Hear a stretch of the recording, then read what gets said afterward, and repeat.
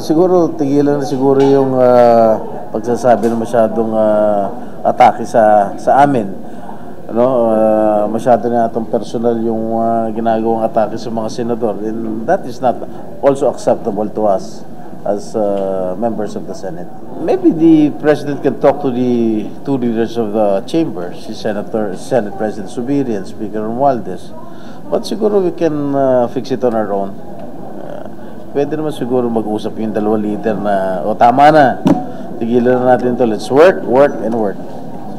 Ginagawa lang naman namin ng trabaho.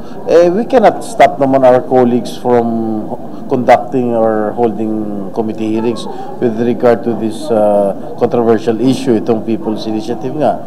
No? Siyempre, karapatan naman namin na karapatan ng isang senador na mag-conduct ng hearing para malaman natin ang buong katotohanan kung ano talagang nag-transpire dun sa hearing na yan.